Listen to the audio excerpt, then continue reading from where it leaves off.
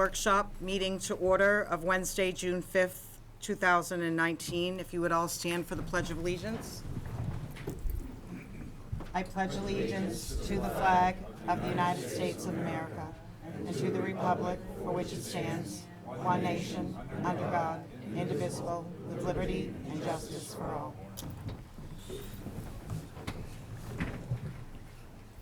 Okay, at this time, I'm going to announce that Michael Curry will be participating remotely, and if you could just give us a couple of minutes to contact him, that would be wonderful. He may be participating remotely. I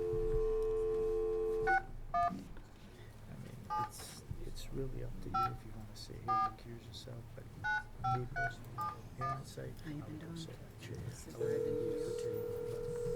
It's up to you. How you doing? All right, better. Hi, it's Mike Curry. Hi, Mike. Hi, Mike. Hi, Mike. Hi, how are you? Good, how are you? Good. Can you hear all of us? I can. Okay, so I just announced that you would be participating remotely? Yes, thank you. Okay. So our first topic for discussion is Stony Bridge. So as you know, last mid-August or so, the Stone Bridge failed. Fire department, DPW did a terrific job along with the many volunteers from the CERT team in getting us through that. Fall town meeting appropriated $50,000 towards a study of what to do, with a number of options ranging from complete abandonment to complete and total restoration for vehicular traffic. We received a number of proposals and we're excited to be able to work with the firm of Malone and McBroom for that particular study. Adam has some PowerPoint presentations. He'll distribute as many of them as we can. We do have a limited supply of those. And with that, I will let our consulting engineer take it away. Share one. Okay. We can share one. Could you leave one for Mike in his mailbox? Introduce myself. Could you leave one for Mike in his Gagnon, mailbox? With Malone and McBroom, and my colleague here is with me, Mark Aragoni. What we would like to do, obviously, we've done a exhaustive study relative to looking at the options for this project. But what we would like to do is essentially try to keep that to a 10 or 15 minute presentation as much as possible, because I think one of the things I'm sure that you want to hear and see is some of the alternatives that we came up with or to arrive at. But before that, what I'd like to do is give you a little bit of project background on things like, the significance of the site, some of the environmental challenges that we were up against that we needed to consider with the various alternatives. And as many of you know, this was the site of a previous mill, industrial mill complex. It was very vibrant in the 1800s, and therefore one of the elements that we need to consider with this project, regardless of which alternative is selected, is we need to consider that historical significance. And one of the things that I do want to mention is we have reached out to the Massachusetts Historical Commission to get their opinion on the project site, and that information is pending. As Carter had mentioned a few moments ago, we all know that the bridge has been closed through traffic due to a partial collapse of the substructure as well as the roadway embankment, and therefore obviously it's imprudent that something be done soon, recognizing that it is a potential safety hazard the way it stands now. Some of the other things that needed to consider, this area, I'm sure as you know, is a significant environmental resource. You've got elements such as the Ware River Rail Trail, that lies just east of the project area. There's adjacent Department and Fish Game property that needs to be considered going forward. And then lastly, the resource of Stonebridge Pond in itself. So just to kind of talk about existing conditions, I'm sure everybody is familiar with the site, but this is basically a rendered plan based upon our survey. We actually did a comprehensive field and topo survey of the project area. Obviously, we needed that information to move forward with coming up with the various alternatives. And ultimately, that plan will be in place, or that information will be useful when we get into the later stages of the project for final design. So Stonebridge Pond, impoundments on either side. Phillipston is kind of off the page here on the left-hand side. And the rail trail that I mentioned is up in this area, just to kind of give you a little orientation of the project area. Some of the environmental resource areas that needed to be considered as part of the study. Even before we got into looking at various alternatives, we did a comprehensive desktop review of the project area. That consists of a compilation of GIS information. Nowadays, we have all of that information available to us, either through MassGIS or other sources. And that's a pretty valuable resource for us in terms of determining some of the historic or some of the resource areas. Just to mention, this area is designated as protected and recreational open space. In addition to that, it is a designated FEMA flood zone. If you're familiar with FEMA at all, it's designated as a Zone A as opposed to a Zone AE, so it doesn't have any elevations associated with it. It is designated as a DCR water supply protection area. In other words, it's a reservoir, so the water quality standards going forward need to be reviewed with respect to any construction activities or improvements. And then lastly, the wetland resource areas that are associated with the project area. And this is where we came in. We actually conducted a wetland delineation of the project area, looking at things like, and these are acronyms that we use with Mass DEP, land underwater and inland bank, and essentially in layman's terms, that means the edge of the water needs to be considered as a resource boundary, as well as that bottom of the pond that needs to be considered, so that if we start looking at alternatives that are going to encroach within those areas, that's something that needs to be considered going forward. And then lastly, the 200-foot riverfront area that's associated with the Burn Sherbrooke River. Some of the work that we've completed to date, I've already mentioned a few of these things. We've done field survey and base plan. That slide that showed the existing conditions, that was based on that topo. We conducted the wetland delineation. We also did a geotechnical investigation of the project area. Very important, particularly even looking at the alternatives. We need to find out, what the sub-conditions are like. Are we gonna hit ledge? Do we have high groundwater conditions? All of those things need to be considered when we look at the various alternatives. And then another element that we just did recently is we've reached out to the various neighbor agencies, including your neighbors in Phillipston. We have sent letters out requesting for their input on this project. That included the town of Phillipston, public and police, as well as the highway department, your police and fire department, as well as DPW.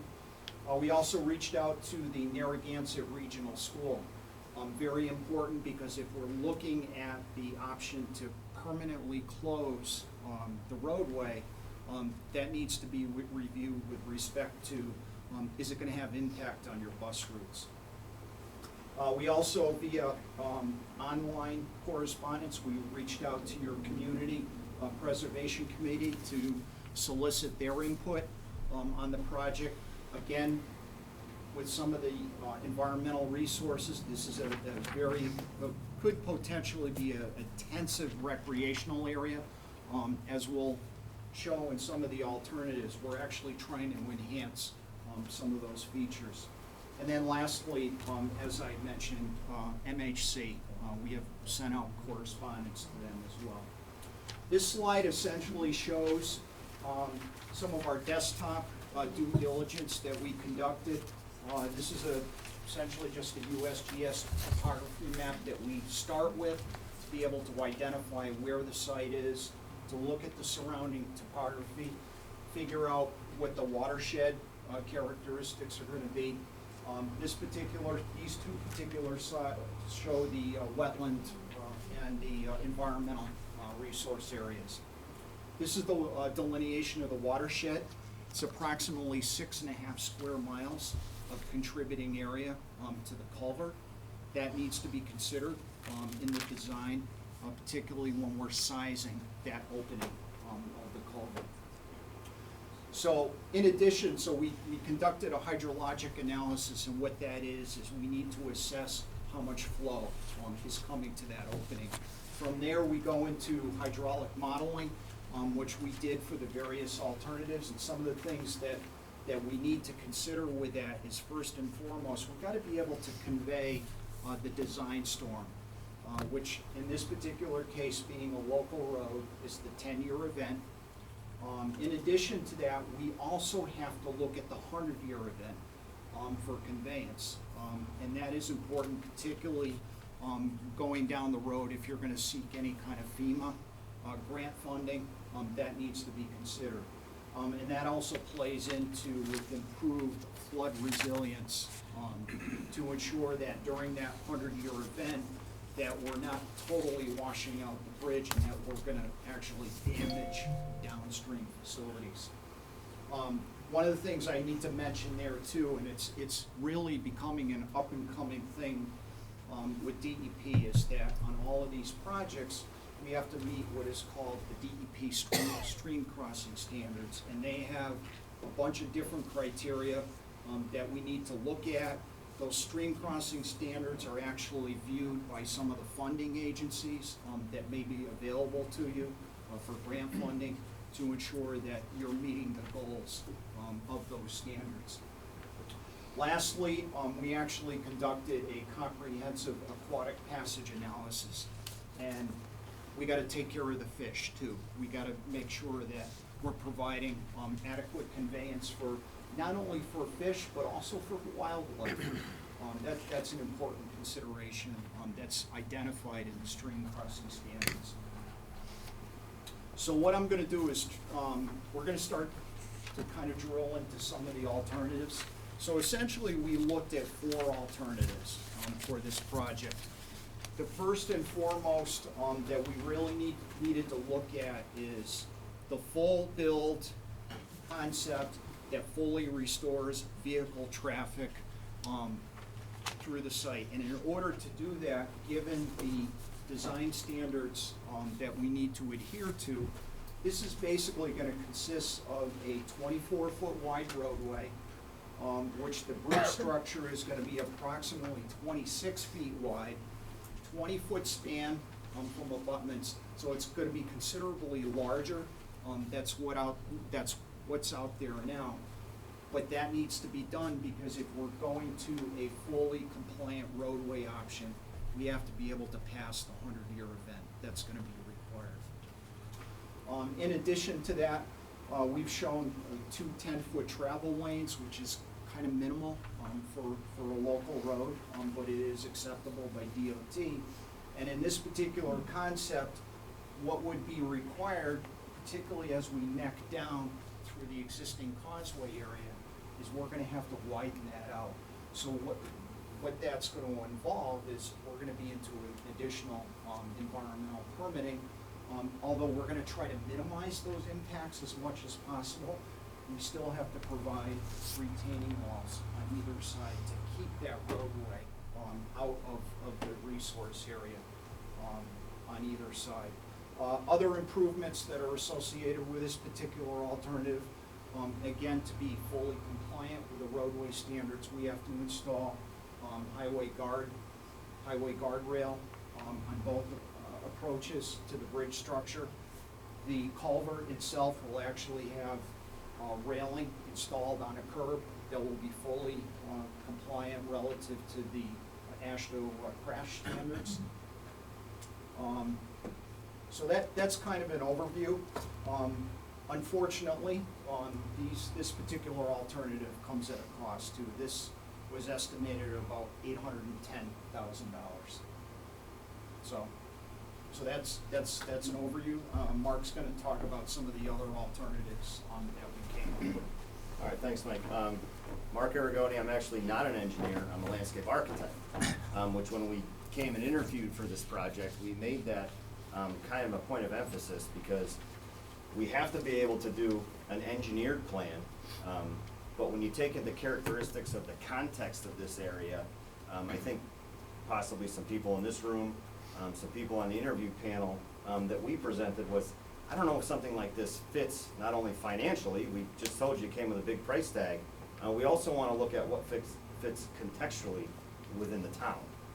So with that, we forced a little outside of the box more, we'll call rural approaches to this.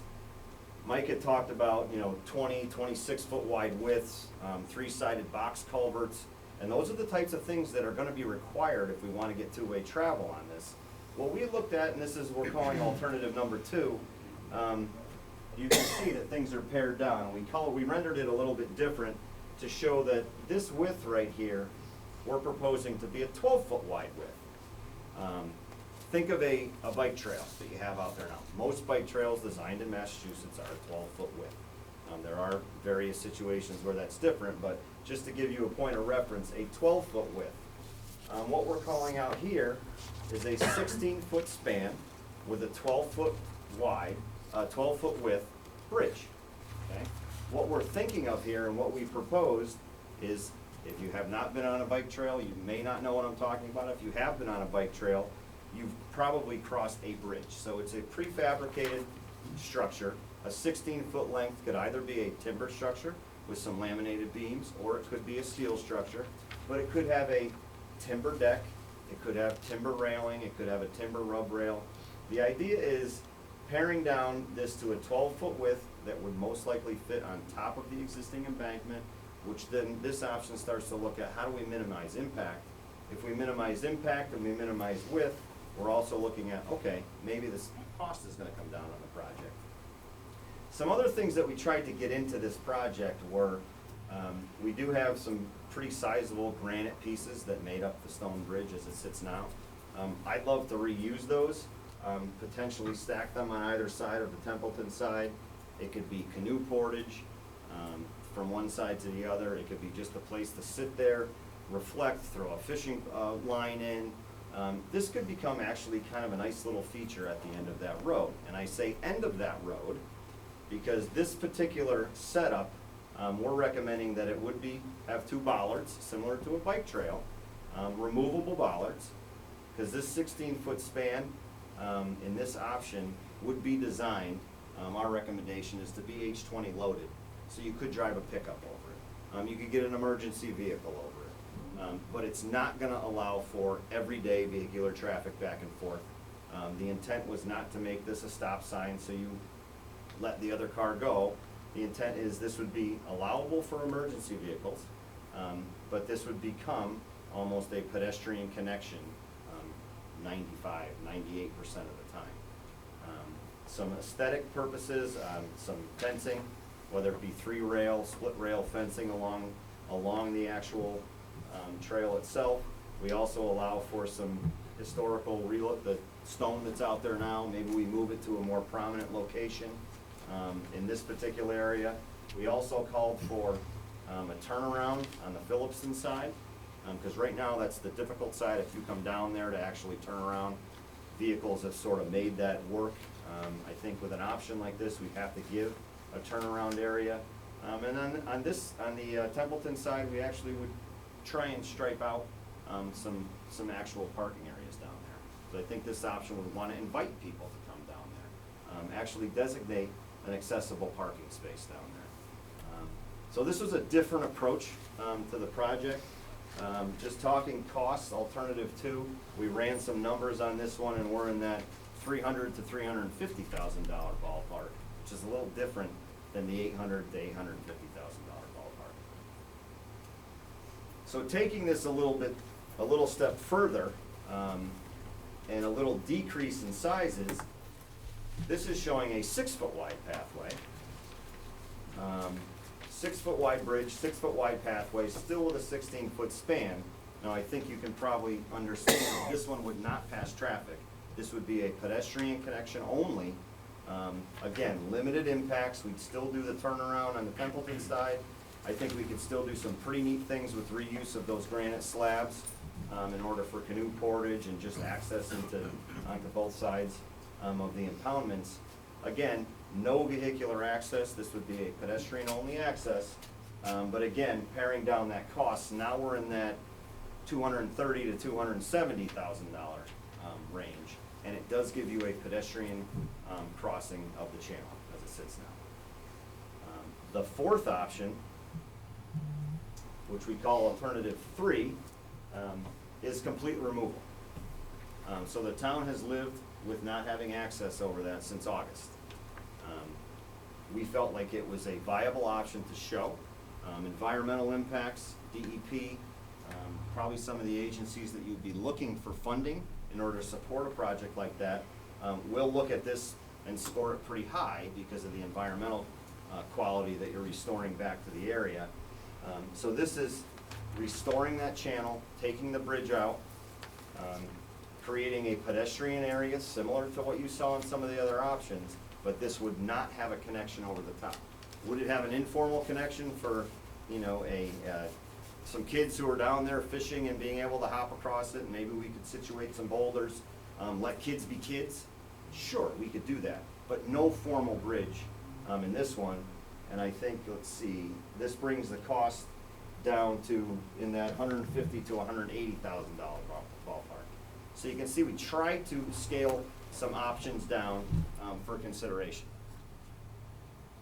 What we then did is we ran our options through an evaluation matrix. We try to always have some type of tangible result that people can grasp onto. I think Mike might have mentioned, but the reason for this whole study is so that a funding agency, whether it be DEP, DCR, DOT, you have a project now that you've put funding into, that you've assessed, that you have support for, that looks really good when it's in a very competitive grant market or fund market. So you need to have some quantitative and qualitative way to assess it. So what we did is we took the three options and we ran them through and we scored them. And some of the evaluation criteria: reduced outlet drop, lowest velocity in culvert, improved conveyance of water and sediment, improved flood resiliency, sustainability. These are catchwords. They're catchwords for environmental engineering, they're catchwords for landscape architects, but we're trying to gear this toward something that is attractive to a grant or a funding agency. That is the end goal of the project, is to, number one, make sure we create something that the community is in favor of, the majority of the community is in favor of, it's attractive, it's usable, it's environmental friendly, and you can find the funding to actually construct it. Again, this is all part of the report that we've put together. We also went that one step further and said, okay, we rated everything. How did things score? I think you can probably imagine the highest score for the environmental side was no bridge. But I think there was a lot of positivity for options 2 and 2A, which were not a full roadway bridge. Option 2, if you remember, had a 12-foot width and a 16-foot span that allowed for pickup truck emergency vehicles over the top. And option 2A was paring that down to a 6-foot wide walk and a 16-foot span that would not allow for vehiculars. What we saw as we assessed it was, if you're going to build a bridge and you're going through the gonna go through the expense of design and construction of a bridge that may fit more in that feasibility, our recommendation is that you put a bridge in at a 16-foot span that can at least handle the emergency vehicle, the occasional pickup, maintenance, things of that nature, rather than restrict it to a pedestrian-only bridge. So what we're calling a preferred alternative passes that 10-year design storm, critical, shows significant aquatic and wildlife passage improvements, critical, but it also ties into it that recreational enhancement, and also provides emergency vehicle access over that bridge. Next steps, I kind of harped on it a little bit, but it's very important. The grant and the funding agencies, it's a very competitive market out here. What we really tried to do is put together a report that's very comprehensive. You have a full survey. You have a full geotechnical report. I don't know if any of you saw, but we had a boring rig out there. We went down, we know exactly what the soils are. When this project is successful at getting grant funding, you don't have to wait for a survey anymore. You don't have to do geotechnical investigations. You don't have to get a wetland scientist out there. All that stuff is done. And it was the foresight of the town that said, hey, let's get this done now. We're gonna be much more competitive when it goes to getting money. So all that stuff is done. The pretty pictures are great to look at, and I think we can get to the point where, okay, what's the best one? But a lot of information is done, it's in that report, and it's ready to go for the town to say, hey, we did all our background research. We're ready to go, we're ahead of the game. And I think that's the benefit of it. So I'll turn this back over to the board if you have any questions, or if you want us to go back and revisit anything. Thank you.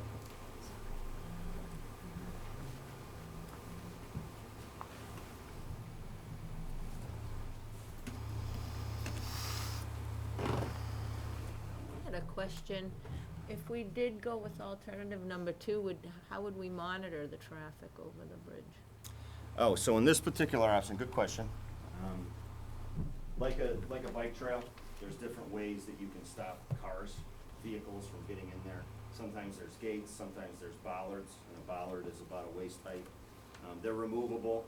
Emergency, fire, police, ambulance, emergency services would have a key access. They would have some of them are crank access with a hydrant wrench. Some of them have a padlock on them, they just lay down. Some of them are gates where it's just a padlock and that would be unlocked. The necessary emergency vehicles, the departments would have access to those, as probably with DPW and things of that nature. But under normal circumstances, it would be a pedestrian only. So that's how vehicles would be restricted. Thank you. Sir? Did you consider like having a street light in the one, continuous traffic one way, and what that would cost? Yeah, we talked about it in our concept, and we felt that let's see, when we got to this one, the type of construction most likely would not change. The impacts would probably go down associated with that. We felt like if you're going to construct a roadway, this is probably the option that you would want to go. I can't tell you that wouldn't get approved. And I think the question was a stop condition on either way.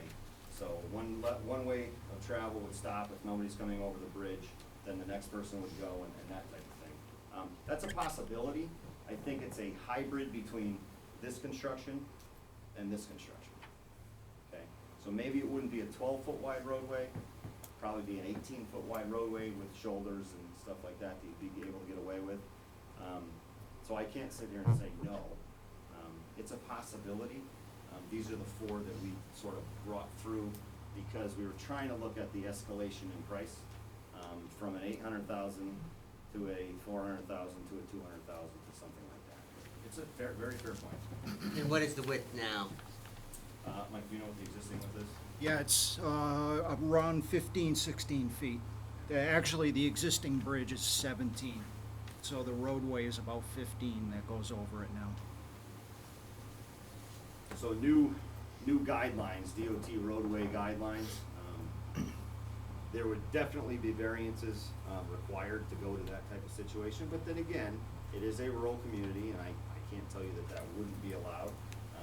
But things have changed from when that road was initially installed. So, for instance, if DOT was one of the funding agencies, they're really gonna push for roadway design standards. If DEP were the funding agency, you might have a little bit more flexibility.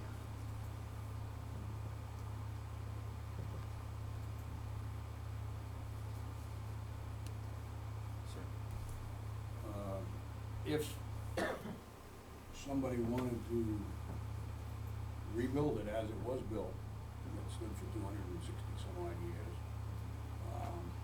and they were willing to fund it on their own, who would stop them? You would still have to go through the permitting process, which a project of, so say the construction funding is there. Somebody's gonna actually do the work themselves.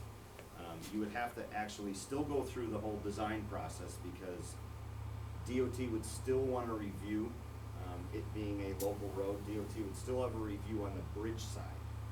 Every bridge that gets built, whether it's 100% town funded or state funded or federal funded, is still going to get a DOT review. So it would all have to be engineered and designed and submitted through DOT review, and then it would also have to get all the permits necessary for the project that Mike talked a little bit about. So, could it be? Yes, but there's still a significant amount of effort, time, and money on the permitting and design side that would have to be done. That would also have to be designed wider now, because it would have to be designed for all the flood, the stormwater passage, because that wasn't designed previously to allow for that passage of water. So you'd never be able to put in the exact width that's out there now, most likely. It's gonna have to be wider in order to pass the amount of flow. Wider or length? Length, sorry, length. Yeah. Well, there's over 2 feet of water running over it after the Hurricane of '38, and when it subsided, they simply took the debris off of it, and it functioned right up till the time where the highway person got it on there and knocked the granite support out.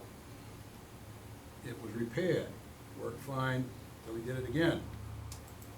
And then the beavers weren't taken out of there, the dam wasn't opened up. We got exceptional rain last summer, we went over the top, the sky's falling in, it's gonna wash out. No, it wasn't gonna wash out. It didn't collapse because of that storm. I walked down by there at least 3 times a week. It was plugged up by beavers that it had been for over a year because change in highway people, so forth, nobody bothered to get rid of the beavers and take the dam out. Previous to that, when they did, 5, 6, 7 years before they came back and started building again to cause any problem. So these legendary 100-year floods and things like that, I don't believe that it would have any effect on that, because the Hurricane of '38, whatever you people say was rated at, was that a 100-year flood or a 500-year flood? You know. Anyhow, that's the way it worked. That's what happened. And other people can stand around and say, oh gee, I saw it was gonna wash away. Everything's subject to who's looking at it, what they wanna do with it. So you're saying it cannot be reconstructed out of granite? No, I'm not saying that at all. Oh, it can. It can be reconstructed out of granite. I think the cost of repurposing the granite and the construction techniques that would go into that, as far as designing it, getting it approved by the Department of Transportation, because they review every bridge, so they're going to review it. The new age of construction with a concrete abutment, wing walls and things like that are going to be the most accepted way via DOT, and probably the most feasible unless you have somebody who is willing to go out there, do it themselves. This project would be publicly bid for construction, which are going to be held for wage rates and pricing and stuff like that. I agree with you that, boy, it would be nice to go out there and just rebuild it how it is. But unless you have all the money and all the money for the permitting and the design, which you can't avoid right now, even if you were gonna replace it, you would need to have everything, design, permit money, and that construction technique and money all there in order to get it done exactly how it is. You're not gonna get it permitted. Our opinion is you won't get it permitted exactly how it is now, just because of the fish passage criteria, which is new in the last, almost 10 years now. There's a lot of new criteria out there that wouldn't allow you to build something like this today, that was customary, back then. And it lasted. And it lasted. My house is 1690, okay? I stone stack, dry stack foundation couldn't be built today. It couldn't be built today because of codes. As long as you maintain it properly, it'll last It's forever. square as the day is And long. that would have too. It didn't get Sir? maintained properly. Yeah, did your company, did your firm look at all at that potential early on when you started looking at this project? With potential to restore it as is, back to original? I think the only thing we really looked at was, is it feasible to reuse or do a granite head walls and abutments? We knew pretty early on after doing the desktop review, looking at the watershed, that the size of the culvert had to be expanded. It has to be wider, in order to pass the things that need to be passed as far as storms go. As far as could it be reconstructed out of granite, I think that's still on the table if that were something that, nowadays I would say that you would still probably do, because we know now we have a geotechnical report. We know the soils are pretty darn good out there, actually, which I'm glad we did the borings. But you're still gonna be in a spread footing situation. Spread footing, I would recommend that if the appearance was something that we wanted to get, that you would still do a concrete footing, potentially a concrete abutment, and then you would face it with a stone to again, stay with the context of the surrounding area. But I just think as far as feasibility about reusing and rebuilding it just how it is out there, I don't see it. I mean, again, there's a possibility, but you have to remember, you still have to design it, DOT still has to approve it, and you still have to get a permit. So we're trying to take everything into account. You had another question? Yeah, only that once it's removed, you're done. I mean, as far as any historical significance. Once the bridge is removed for whatever alternatives, that's the end of that 230 or 50-year-old structure. Has your company ever been involved with a similar project, and what were the outcomes? Yeah, we have a specialty on, it's very similar. We've done a ton of dam removals. We've removed about 6 dams in Plymouth, Massachusetts.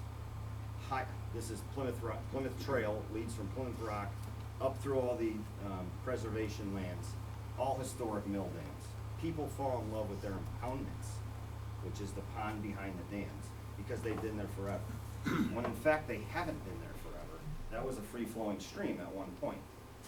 So what we try to do is we try to reuse the granite, explain that granite was once part of the actual bridge, explain the construction, explain what was out there, pay tribute to the history of it, but then construct something that's more sustainable. It's going to be there, not saying that one's not gonna be there forever, but we now are gonna be designing to current modern construction techniques. But one of my big things as a landscape architect is you gotta pay tribute to what was out there. So that's why this was one of my, first time I went out there, I said, if we're taking this out, we're reusing those granite slabs somewhere in this area so we can explain, and that's why we have historic interpretive signage. We can explain what was out there before. We can't always keep the things out there. Back to the dam story in Plymouth. Those dams needed to come out because what they were doing is they were trapping contaminated sediment behind the dams, okay? And they were causing all kinds of problems. So we've taken a lot of the dams out, we've restored natural channels, we've stabilized or removed the bad sediment in place, and it's become a very active recreational area where, trust me, I stood in front of a lot of communities that were on ponds, that aren't on ponds anymore. And that's a tough thing to overcome, so I completely understand. The name of the road is after the bridge, but there comes a point when the town has to make a choice to say, okay, what is the right thing long-term to do? We understand that bridge is beautiful, but probably the best thing to do is either take it out or rebuild something that we know is gonna be designed to modern day standards. It's going to be permitted how it should be permitted, and as many people as possible can support. Sir? Is there any imminent, excuse me, any imminent danger of complete failure of the bridge collapsing, or, the reason I'm asking is, what if the town decided not to do any of these? What if the town decided to just use it as a bicycle footpath, seal it off on either end, clean up the cement barriers that are on the side and put something more aesthetically pleasing there, and maintain the character of the bridge as it is? Is there a worry that the bridge will collapse or fall in or wash out? Yeah, I can add to that. We understand that the granite substructure is unstable. So something has to be done, because particularly the way the weather trends are going, as everybody knows, you know, it's just mentioned the horrific rains that we've had over the last year. What if we have that 100-year event? The last thing we want to have happen is a catastrophic failure of that structure, that maybe some of that debris would end up washing downstream. Not that that would happen, but those are some of the things that could happen during one of those large storm events. So there is a danger that could happen? There is a danger. There is a partial collapse of the existing substructure. From what we also understand is some of those stones have actually been undermined, as typically has happened, particularly on the smaller restricted crossings. What happens is you get high flows that go through there, you get a lot of undermining. It's called scour. And what that does is it actually will blow out the material under that existing foundation, and then everything just kind of subsides. So to answer your question, I think something should be done. Yeah, as far as allowing it for pedestrian access now, I think that the town, liability-wise, would want to do some improvements, whether it be railing or fencing or things like that. And the minute you get into that, you run the risk of opening Pandora's box. How are you going to get the foundations in for the railing across the bridge? If you go out there, you can see where it is starting to get worse, and sometimes this thing starts to deteriorate. Although they've been there for 200 years, once one thing starts going wrong, it can quickly exacerbate. So as you start to put railings on there and maybe put a new course of pavement on there, my gut tells me, and all of our research tells me, that things are, you're gonna start to uncover more things. And I don't know if the town wants to accept that liability, and that's why I think it's been closed, because that's something that I know the town doesn't want to accept. It's our job to mitigate risk, and that's not a risk that we're willing to take. Sir? So you're looking to expand from, what, 4-foot to 6-foot culvert, or what is the current culvert? Current culvert is under 10 feet. Our narrowest that we think we can legitimately put in there and pass the flows is 16. Okay. So the other idea is, you know, construction techniques wise, we can probably install the new footings and the new walls behind the existing, and then remove the existing. So that's just, we're thinking down the road as far as construction techniques go, but that's a possibility. So there's like a 10-foot wide culvert now that was spanned by the stones. Could you do 2 10-foots if you were so inclined?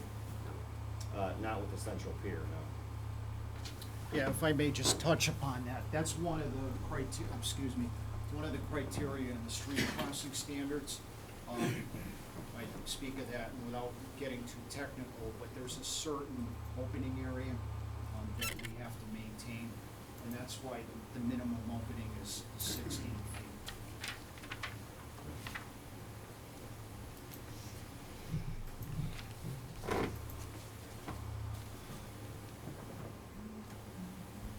Are there any more questions? Is there any way, while we're on the road and everything like that, before they go off of it, the signage to prevent trucks and stuff like that from going down, right? I mean, this is something that should be addressed immediately to keep, to let, a better sign to let them know that the road is closed.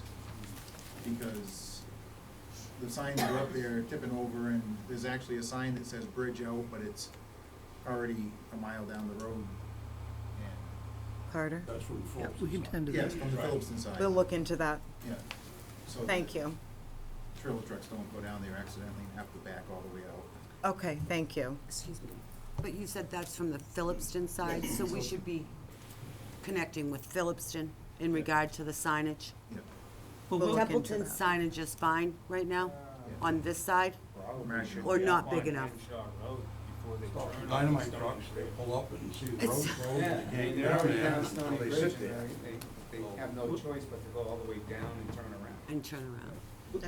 We'll revisit that, we'll Yeah. deal with it. Thank you. Good question. Being a significant historic landmark, right, as a foot, and to change it by standards of DOT, could you leave them out of the picture and just put a single lane road like it is? No, as Mark had alluded to, anything greater than 10 feet within a public way is under what is called Chapter 85 review, and that requires DOT involvement. So the minute that you get beyond that 10-foot threshold, it automatically is tripped into, it's got to be reviewed by DOT. And as far as the historic character, like Mike said, we did submit this to Mass Historic. The chances of them getting back to us is not real good in the next 3, 4, or 5 months. But then I don't know if there's enough, I feel it, you guys feel it, it's historic, but in their standards, it may not be something where they say, oh no, this has to stay, where they'll go to bat to keep as much as they can of it out there. So we don't have that answer yet, we probably won't have it, it takes quite a bit of time. Our feeling is they probably won't support keeping it how it is. So because of the hydraulic flow, you need a 16-foot opening now, so we've gone beyond the 10-foot opening, and that throws us in the DOT ballpark. Right, correct. Very well put.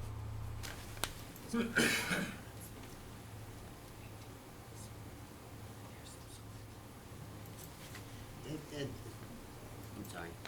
So you've done all the side, have you delineated the town-owned land, does like a turnaround impact any butters, or is that all town-owned? Yeah, so as part of our exercise with a field survey, that's one of the things, although we didn't do a detailed boundary survey, we were able to capture, for example, property owners, which are actually shown on our plan set, as well as identifying the right-of-way. This is actually the layout of Stony Bridge Road here. This, I believe, this parcel down here is Division of Fish and Wildlife, as well as the pond area is actually under the ownership of Division of Fish and Wildlife. The other quadrants of the bridge are private abutters. So even though, for example, we've shown some of these concepts outside of the layout, going into design, one of the exercises that we would have to do is either require permanent easements, or, you know, let's say that a butter was not amendable to an easement. For example, with a turnaround, maybe we could come up with a different option that would work within the layout. Probably not, because we got to be able to turn around a truck there. So you know, that's something that we would identify during the design process.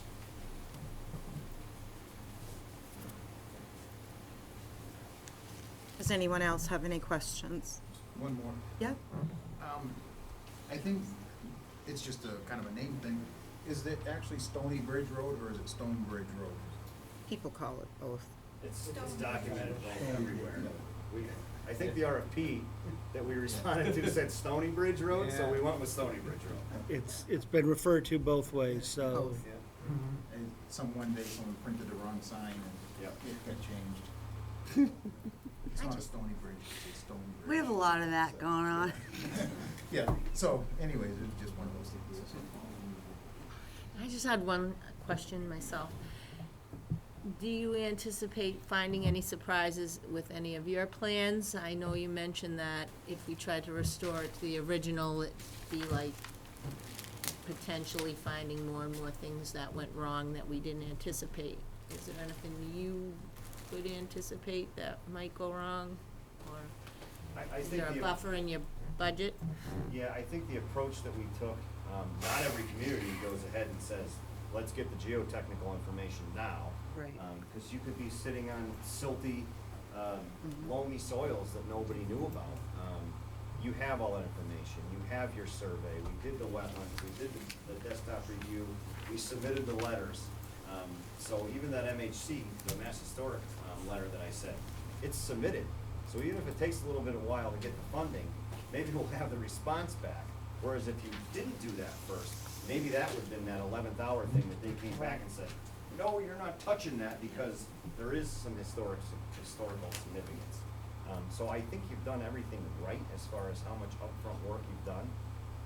So if we didn't have borings, I wouldn't be very comfortable with our numbers because our geotechnical engineers wouldn't have been able to say to us, yeah, you can do this with a normal spread footing, you don't need piles, you don't have to do piles and pile cap. And, no, your soil's pretty good, we did deep borings out there. So we know those things. I don't anticipate too many surprises, depending upon what option you go with.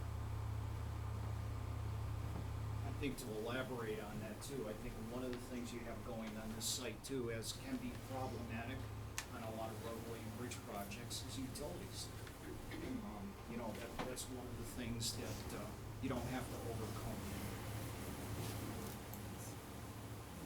There's quite a bit of traffic that flows to the Dynamite Shack area, big trucks, and I'd be a little concerned about opening that up to public traffic, even the parking area, very close to where they turn in and turn out. Yeah, I agree. I've witnessed it. I've seen it happen, and those are big trucks. So as this went into design, I think they would have to be brought into the discussion as the concepts turned into more preliminary designs. And you know, can there be some signage? Can there be more of a defined route? You know, hypothetically, we didn't show anything that would demarcate the actual turning radius. They do stay close to that. They get very close to the stone marker that's out there. You can see the track. Yeah, you can see the track, but that could be something, and I would call those, you know, small design elements that might have a big impact. Talk to them, see if you can have some type of demarcation. Maybe it's a change in pavement, just a change in pavement that says, hey, this is a public area as opposed to the roadway. Those are things that I think can be incorporated as the project moves forward. You still have to keep your safe travel lane getting into the dynamite track for Definitely, the trucks. definitely. You're not gonna Yep. be able to reduce the size of your lanes going in. And I would agree with that, and I think right now, there's not a lot of pedestrian traffic down there. And I think that the speeds, nobody from the truck, the speeds are kind of excessive as they come cranking down around that corner. The introduction of people and critical mass, I think they might be a little more respectful of slowing down, taking that corner. Yeah, I've heard that. We fish down there.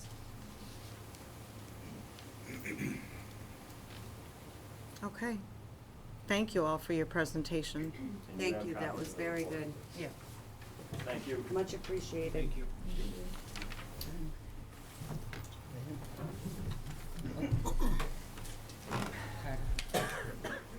Yes, Carter? Given you're just getting the presentation tonight and the full report, what I would like to see if this kind of work for the board in terms of some schedule, because we have fall town meeting coming up, and dependent upon which of the options you choose, we have some additional survey work, so we can start to work with property owners as well. So what I'm hoping is that we could perhaps get any questions, concerns, review comments from the board by next Wednesday night. That would give you a week to read the report, to think about what you've heard here tonight. We then would try to turn around answers to those questions by the following week, which would be the 19th, which would allow us to schedule, hopefully, a vote on which option, if any, you want to proceed with on June 26th. If we could get to that point, I can then talk with Mark and see what additional survey and some additional design we might need, so we could try to get to the next iteration at the lowest possible cost. Would that schedule work for the board members? Would that give them sufficient time to review and such? Does that work, Jeff? Does that work, Terry? Vote by 6/26 and have questions and concerns by next week? Yeah, that's fine. Okay. Then we'll put that in the weekly tomorrow and schedule this for a vote on 6/26. Mike, are you still with us? No, We may have lost I him, don't think so. He Okay. said he Says might not be. active phone. Mike? No, he may have had to leave Lost us. him. I know he was on his cell phone and was having some Difficulty. difficulty hearing. Yeah, that's it. It says active. Yeah, I think he said he may not be able to stay It will with show us. active as long as we're turned on this side.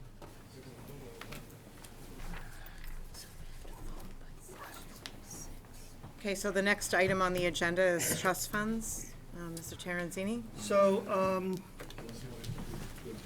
over the past, once we got the check tailings under a bit of control, we turned our attention to the trust funds. Many of them have been consolidated into a single number under cemetery perpetual care.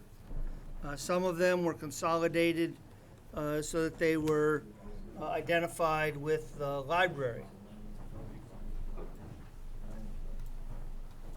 We didn't attempt to revisit those. We're assuming for the moment that all that work was done correctly. And we have since then identified that the A. Lee Trust, and I can't remember the name for that, actually was made part of those consolidated cemetery trust funds. So with that, there are 9 funds left, which total in the neighborhood of $180,000, give or take. And none of them are in excess of $75,000. And why is $75,000 an important benchmark?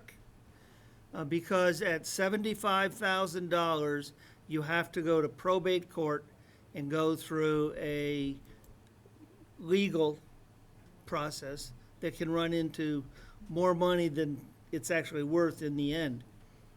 But under $75,000, and this is per trust fund, not in total, you can go through an administrative process with the charitable division or the charities division in the office of the Attorney General.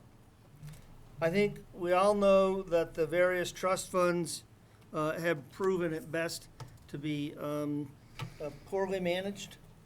I think we would probably know that from the many audits, many questions that are raised at different times. And at worst, simply not utilized. This is a resource there to benefit members of the community. In my 3.5 years, we've only used one of them once for, I think, $350, perhaps $400. So we looked at what the different funds were for, and you'll notice that 5 of them were for the worthy poor, the deserving poor, needed or destitute persons, unmarried but indigent women. So our thought is to seek a vote by this body, and the vote would not be tonight. If you're comfortable, it would be next week at your business meetings, because the practice is not to take formal votes here in the workshop. We would petition the Charities Division of the Office of the Attorney General to collapse all of those into one single fund, which would be used, and we'd have to pick the right terminology, but for persons who need some assistance. And we've shown you various charts, of which at 60% of median, folks in town, and we're not talking about, destitute poor, we're talking about, in a lot of cases, just plain good, hard-working folks. Mom works at Walmart 20, 25 hours a week. Dad's a mechanic someplace. They have a couple of kids, and they're just not getting by. They're doing the best they can. They're just not getting by. And so those monies would be used, we're suggesting, for energy, electric, propane, fuel oil, firewood, for those who have a wood stove, fireplace in good condition. The others, you'll see that one was a very small amount for care of Memorial Park. One was for art in the high school. One is as determined by town meeting. And we all know that the Cultural Commission does a great job with the lottery money. If I can put a free plug in for the farmer's market tomorrow night next to the library, starting at 4 o'clock. Those kinds of events that Jackie's put together along with her volunteers really enhance the quality of life, and they are reasons of why people like to live in small towns like this. They're always starved for resources. So we're suggesting that those monies be collapsed into a single fund to benefit those types of cultural events. So that would give you two funds. We'd start with a clean slate, collapse them completely. That would be the principal. And then you could spend the annual interest, and we would have a 1-year delay in there so that in this fiscal year, you're always spending the interest to the full dollar as you earned in the last fiscal year. So it would be a good record keeping going forward. And we think it would give the Attorney General's office some real comfort that we're not looking to parse it out. We're just saying every dollar we have as of today would become the new principal. Mallory's done quite a bit of work on this, which is why she's here this evening. She may be able to help me with any questions that you have.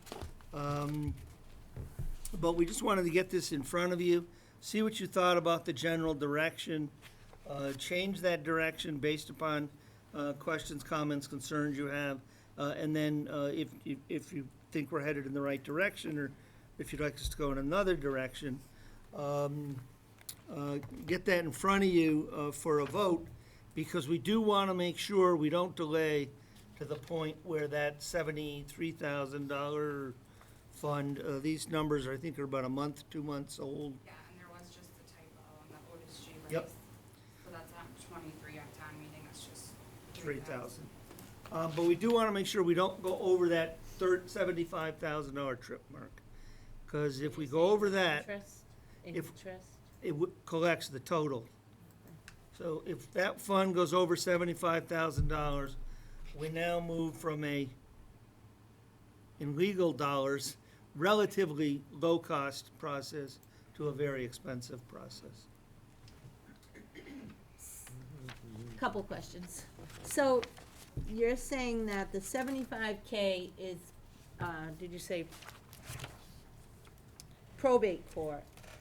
But the 181, if you consolidate them to 181, would you have to go to probate? Is what No, I'm because you confused. make out a separate application to the Attorney General's office for each fund. How you propose to collapse them together is not so much their concern in terms of how they'll deal with it. It's how much is in each fund at the time you file the application. And the figure that you gave was 60, what were you saying about the 60% of Templeton residents? not being- So for instance, on page 2 of the memo, in designing, and we wouldn't design the energy program in great detail, but for instance, if we were to say, okay, folks, we're going to provide some supplemental energy assistance money. Once you have shown you have applied for whatever federal dollars are out there. If we follow that same guideline, 60% of median is shown on this chart. So if it's a family of 4, they could earn up to $68,000 a year. They're eligible for the LIHEAP program. They go there first. They show that they at least have applied or they've received X numbers of dollars, and they still struggling a bit. They could come to us, and 60% of the state median income for a family of 4 is that $68,000. So that shows you 60% of state median for families 1 through 10 persons. That is changed every single year. So if you, in designing the eventual program, pick that as your measure, as long as this program exists, or as long as state median family income is published, we could easily know what the income limits are for anyone that you might assist. We don't have to do anything more than go online and get the latest LIHEAP, if you went in that direction, or get the latest median family income and do our own calculation. The word poor, there's a situation that I know of that I would love to be able to access this money just to get help. I've been going by myself, and you know, I don't know how people qualify for things and how to get them the help that they need, and it's something that is, as you can tell, I'm passionate about. And there's mental illness involved, and so I'm not sure of the verbiage. Is that something we could put in, some verbiage, or is it? This I don't really particular know. verbiage on page 1 is not ours. That is the wording of the people who left you the money. So in designing a new program, if you like this approach, yeah, we're gonna have to try to be a little sensitive as to what we use. We're gonna certainly try to avoid terms like worthy poor, deserving poor. Right. We would try to avoid all those kinds of words, and we'd use something that's more reflective of today, or even reflective of the LIHEAP program. And as to a specific case, if you would like to speak to Jackie offline, we might be able to identify some resources to be of some help. Because right now I have somebody coming from Orange possibly next week to give me a hand. Well, I will say our proposal, and these funds were left to aid Templeton residents. And I suspect that the Attorney General, the more our proposal follows the general path of the way the monies were initially left to you, the more likely you are to get it through easily. Now, again, though, still, if you speak to Jackie and myself offline afterwards, we might be able to come up with some thoughts or some resources that you could refer these folks to. But certainly our proposal is for Templeton residents. She is a Templeton students. It is a Templeton resident. So for instance, at the senior center, we had an area They wanted to do some vinyl siding. Instead, we said, what if you do a mural program with art students? So if it was a school choice person in the art program at the high school, then they would be part of this activity. This person is a Templeton Yeah. resident. And because these are state guidelines, you know, any resident of any community could apply for similar, you know, heating assistance, you know. It's more than heating. No, I know, but that would free up funds for something else. Okay. I just didn't wanna, I mean, as much as the verbiage is there, I just didn't wanna push them out, because there are people that are destitute that do need help. In reworking. Other than fuel assistance. In reworking the program, we would try to be very sensitive, but in terms of these funds, these are the very specific terms that this money was left to you for. We have no choice but to use these terms until such time, if this is something you want to proceed with. This is probably the lowest cost, fastest route to go. And I think that for those of you who have been following town finances and town management for a while, you'll recognize that these trust fund issues have been here for a while. And like the tailings, I can guarantee you one thing, if you don't deal with them now, they'll still be here as an issue in a year or, I think it took us almost 2 years, I don't see Kelly here, but I think it took us almost 2 years to come to grips with the tailings issue. And because of the law the way it is, we actually still have 2 more years before we can work that out completely. How many hours would you say Brian was in your office working on that project? Over 100.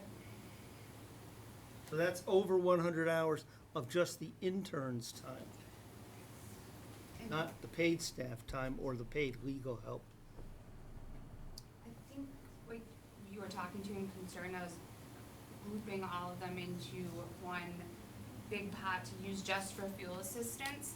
And that's definitely something I had to worry about too, but unfortunately, the way that the funds are written and the way the money wasn't handled, the money that we have to use from these funds is so little at this point. Like Jackie and I were looking into fuel assistance for our resident, and we have all these funds that say so much for the needy person, but we can only use the interest earned in this year, so it turns out we only had like $400. So these numbers look big on their own, but the money that we have access to individually isn't that great because they never were appropriated correctly. So that's throughout the good years. information. So you're saying if we reword it and reorganize it, we would have a little more available to help people? Yes.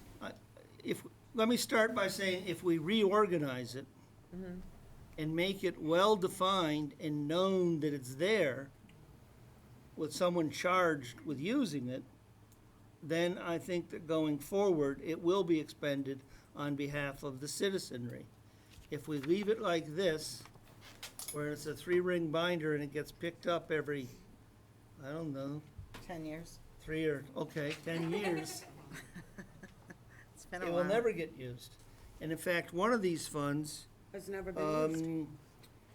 you have to, if you don't spend the interest, as Mallory was saying, it has to all go to the principal, and now that's not available to be expended at all. Quite a few of them are like that, either all of it or 5/6 of it has to be paid, and that leaves us with 1%. So we can't do much with the way that they were written. Can I just say, I think this is a fantastic idea. I applaud you 100% for cleaning this mess. And I know how many hours it took, and I know how many people had to be involved. I think as a board that we have to support this. In my opinion, there's no question here but to support how you're trying to go about this. Right.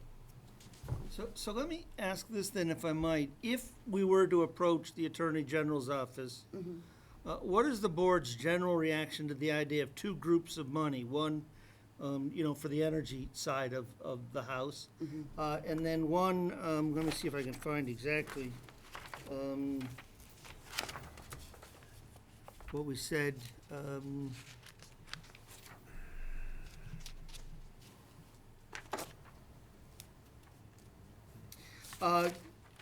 The other fund would be for creating or preserving works of public arts. That's specifically what the money was left for. When you had a high school. Or providing programs open to the public on art, culture, and local history. That means that if the Narragansett Narragansett Historical Society had a document that needed to be preserved, and that could be very expensive, they could come to you and say, we have a map, it's gonna cost $1,200. What do you think? Or if they came and said, we'd like to put on a genealogy program, but it's gonna cost us $250 honorarium to get the person here. There's gonna be, some speechifying and a few handouts. So that would give the Community Services Group, Cultural Council, Historical Commission, a few dollars to work with. Art at the high school, like we talked about a moment ago at the senior center, that mural. In one of my towns, we had a very large room like this, and the students did a great mural of the town over the years. It took them, actually took them a couple of weeks. It was a one-year project. Started in the fall, they designed it, and then they painted it over the spring vacation. So those would be the two basic groups we're suggesting, and I'm wondering if you find those uses agreeable, or if you would like us to explore something different. Well, it looks like that's what they were supposed to be used for. We tried to go with what we thought the intent of the original donors was. Art and rec, so I agree with that. Julie? I do. I think that we should push a little more toward, I agree with the art. I support the art. I think we have to watch what comes in, and we really have to try to play on a level playing field. The art shouldn't get all. The rec should get some. It should be a playing field, and people should really be watching that. Because I can say some of these I've experienced personally and been denied. So the cleaning up of all of this is huge for the students. It's huge for the community as a whole. It's just going down the right road. I can't emphasize that enough. We would have to identify for the Attorney General Specific. the general purpose of how we're gonna use the money. Once that is done, we would then have to come back to you with some more specific details for this board to act upon. Also, there would be some cleanup in the bylaws, Yeah. because some of this will be changing a little bit. I would like to ask, in reading the memos, it says here about who are the trustees supposed to be. Some say not the board, some say, from the attorney, it looks like maybe it should be the board. Some say, like, we've nominated ourselves and we shouldn't have. Like, how is that going to play itself out?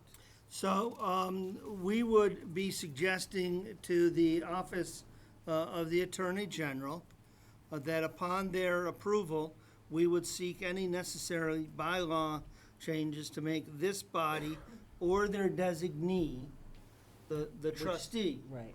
Which I totally agree with. You could then vote to make it the town administrator or the director of community services. Okay. And we could even provide you with a report on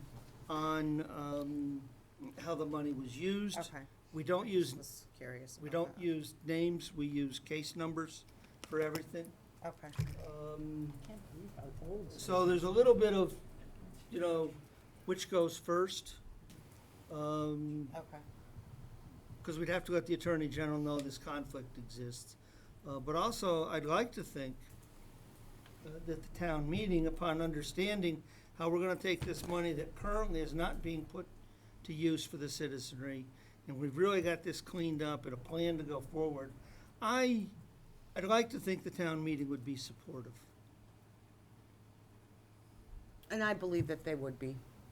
It's time. It's been sitting for so long. It's been sitting and it has been utilized inappropriately. It has Not at been all. not utilized And at how all. creative- So, yeah. How creative can we be? Could we do, like, it says, unmarried indigent women, could you do a women's resources facility? I heard somebody suggest that. in travels, We that can Templeton pursue doesn't as have you that. direct, and we'd be looking for the formal vote next week. My suggestion is, if you want something like that, let us know. But I think the more you can collapse this into two funds Just with a two. clear, we're Yes. suggesting just Yeah, two. we have to go by the spirit of what they wanted. If you, let me just say that if you rework all this into 3, 4, or 5 funds, There's no You're not point. doing it, you're just keeping, perpetuating the staff's gonna sit there looking at it, and it's gonna be back in a corner, which is why this is where it is today. I can't tell you how many projects there have been or there still remain that were like the tailings. People pick it up, it's too much, and they just toss it off to the side. So two funds, verbiage is crucial. Can we determine the verbiage? You will end up voting upon what we submit to the Attorney Office of the General. Attorney General. Yes, you have to approve that.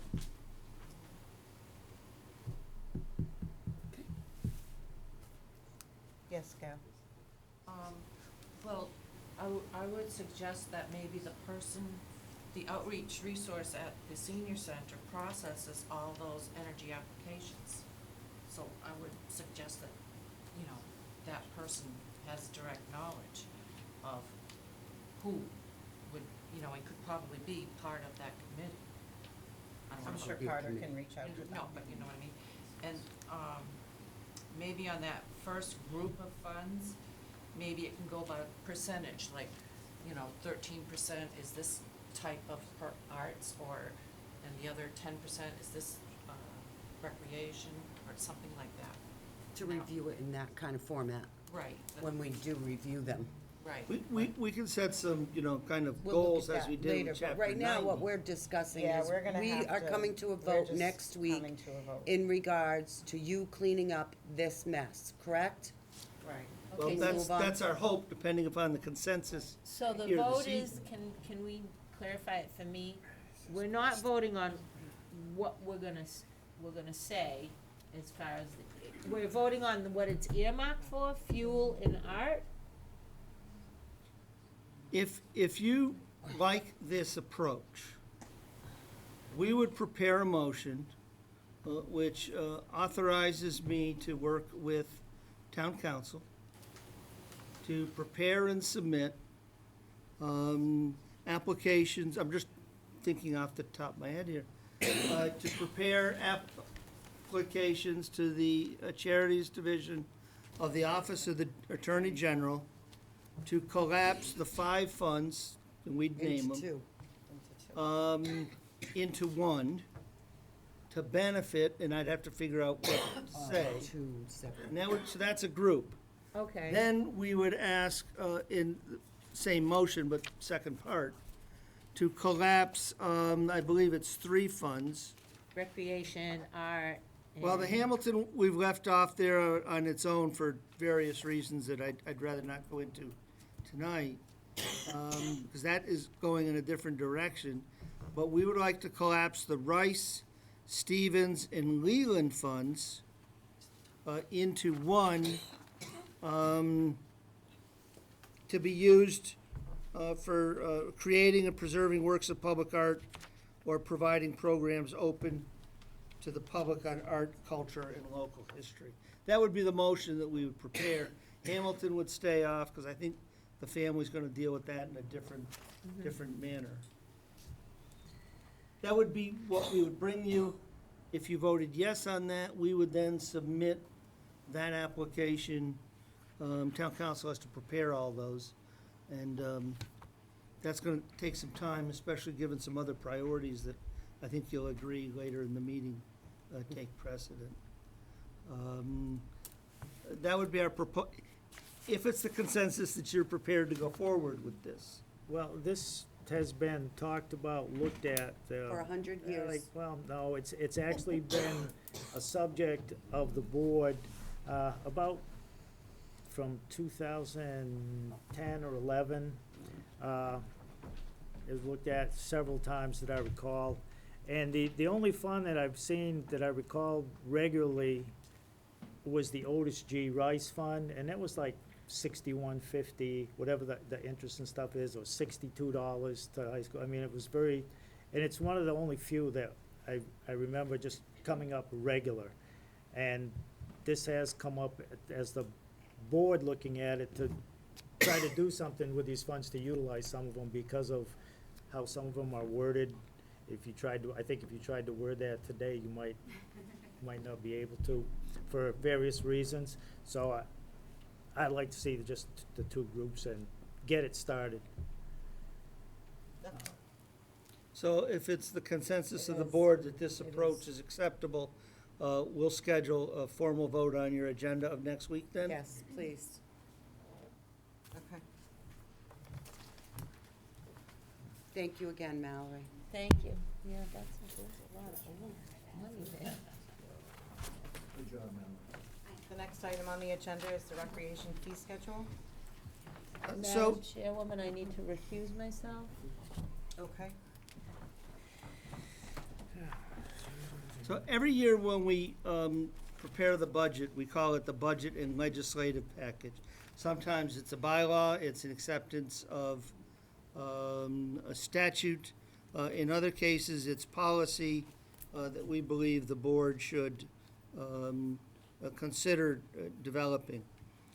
This year, in the recreation and culture section of the budget, we said that we recommend that you support an initiative to study the possible conversion of the swimming program from a fully tax-funded program to one that might require a partial fee from the participants.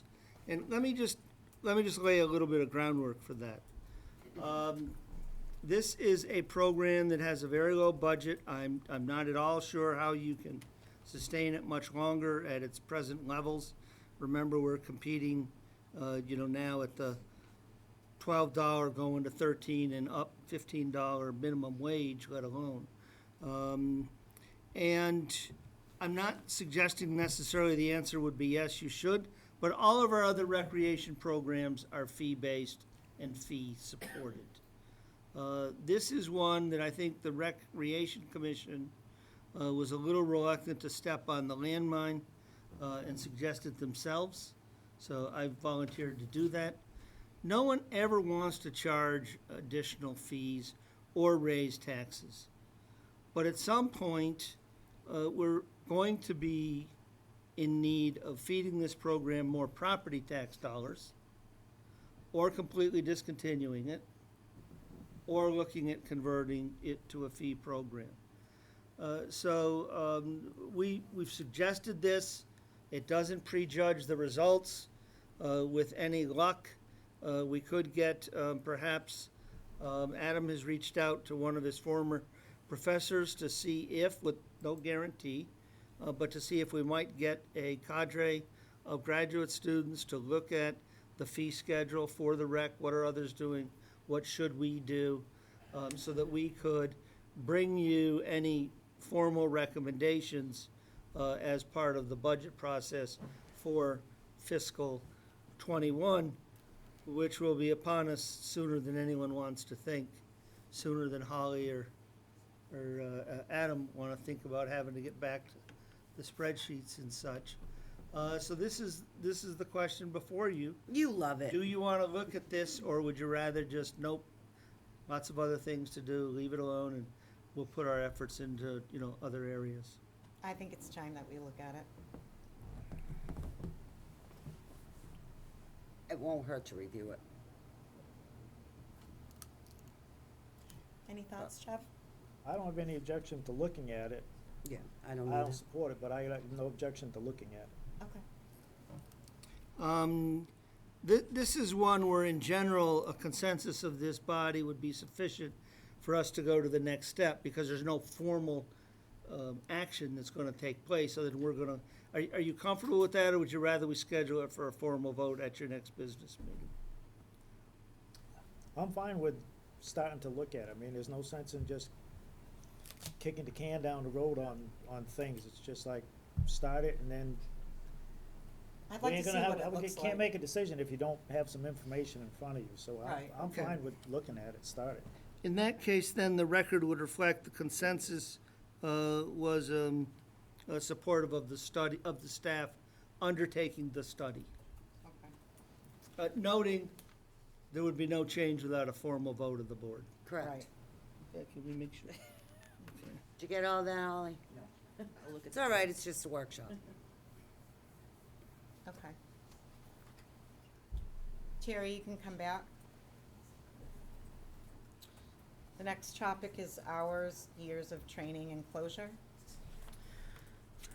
So we started to bounce this around a little bit, and we kind of ran out of time because I think we were going into the budget cycle. As you know, OSHA now applies to the town of Templeton as of February 1st, I believe. Also, workers' comp is a very critical part of our operating budget. In addition, from time to time, we really need to expose the employees to a variety of training. When one of our neighboring towns had some concerns over sexual harassment, Chief Dickey came to us. We had a two-session training. It wasn't just sexual harassment, it was sexual harassment, harassment in the workplace. And I think, what'd that take, about an hour and a half? We had full room. We had about, I think, 45 folks during the day here.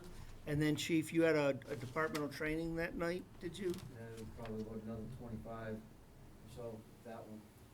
So, when the chief has trainings, the call firefighters are there, he does them at night.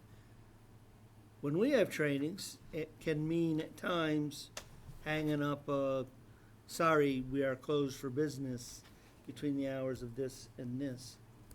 So our thought was to work with, in my prior community, we had what was called a loss management committee, joint loss management. And it was a variety of folks from some of the different departments. The workers' comp injuries went there, so they could think about what happened, would better training have done, would a safety rail have helped. And they put on a certain number of hours of training during the course of the year. And I kind of knew where the guardrails were. As it is, I have to kind of like make the decision on my own. I'm not uncomfortable making decisions. I think y'all know that, but it is kind of nice to know what the rules of the road are. So what we're asking you tonight is to think about, if you like this idea of a joint loss management committee, if you like the idea of more regular training, and how many hours a year you might say to me, okay, Carter, 4 is enough, 6 is enough, 8's enough. After 8, that's too many. Nope, you just figure it out. So I have some sense of what I can proceed for numbers of hours and process to get this kind of employee training scheduled on a more regular basis. It's been kind of hit or miss. And we do need to do more regular training. That's also very important if you get a lawsuit. Okay, so when's the last time you trained? When's the last time you handed that employee this policy or that policy? So just a thought, can you have your department heads go to a training, like you're saying, closing, we're closed today because everyone's going to a training. Could you train your department heads to train their employees? Train the trainer. train a trainer, basically? I mean, that's what I see at state level. It's more cost efficient, and you're not closing the doors to every department for training. I just, it's a thought. On some things, as Bob was saying, train the Particular things trainer. you can, Yeah, in Yeah. a lot of departments, you elect a safety person, that overlooks all that. You can train a trainer. Yeah. Some classes you can't. I went to a meeting the other day, safety net, something. They actually come in and look at your workplace and what you have in your MDS forms and, okay, you need some ladder training, lifting, how to pick up stuff. They do so much every year, and they keep those goals set for the minimum of OSHA. So I'm gonna find out what that costs. They set the minimum to keep OSHA happy. So, I mean, you can go above beyond that, but they focus on the minimum. Depends upon what the program is. So if it's calibrating the road salt application, yeah, Bob can send one or two people and they can train the others.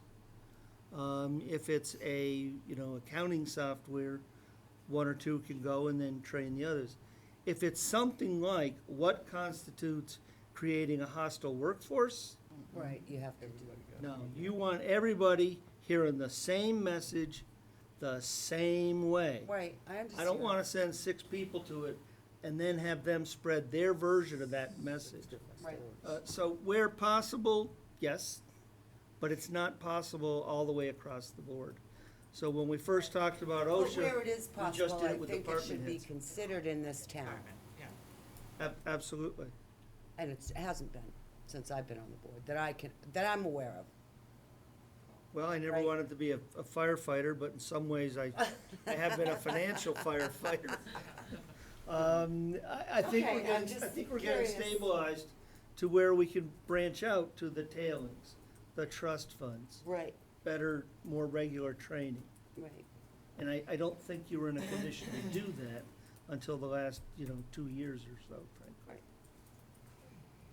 Nice. So you're looking for recommendations, is that what it is? I'm asking the board to think about it, to send me what their thoughts are, and I would then prepare something for formal action early August. Or if you'd like more time, we can bring it back into the workshop, but that would be October, before we'd get back to it. Early August is fine with me. Early August is fine with me. Okay, so we'll just, like with the bridge, we'll just get out some dates, look for some response, and then put something together based upon that. And we'll make sure that we use train the Responses from trainer. Department heads to say they don't wanna be trainers. The question I Well- have on it is you're really only talking about town hall with that. The other departments outside of town hall, fire department's not closing for training. Police department's not closing No, for they training. don't. Right, So they we don't do close. split our groups up. You and- split. And do it, and, we have trainings that we may be in the middle of it and, something comes in, so 4 people leave and I gotta get them retrained. And it's the same thing with Bob, it's all in the scheduling. Right. Maybe that day, his CPR training's gonna be 4 hours for his guys, he puts his crews up or something like that. So it's really, Right. when you're talking about closure, you're really only talking About town about hall. town hall, Right. maybe a library or something Maybe a like that. library, maybe a But- senior center, maybe the office Right. at highway, maybe the office in sewer, so Right. it's a little bit more than just town hall. I understood that. Yeah. Thank you for that. But anytime we put an administrative office or a service center out of commission, we need to let the public know, and we don't wanna do it more than is necessary. Well, thank you. So we wanna get your input on that, and we'll work on that for early July. Or early August. Early I'm sorry. August. I thought we had July off, Carter. You do, except for one meeting. No, we're just Trying. missing one meeting. Just missing one meeting. You're only missing one meeting, that's right. Oh, but you said except for one meeting. Oh, well, There's a big You have it difference. off except one meeting, or you're canceling one, yeah, so. We're only canceling one meeting. So the next item up for discussion is the NRSD FY '20 budget update and FY '21 and beyond. Yes, the good news fairy, Mr. Bennett, visited me this morning.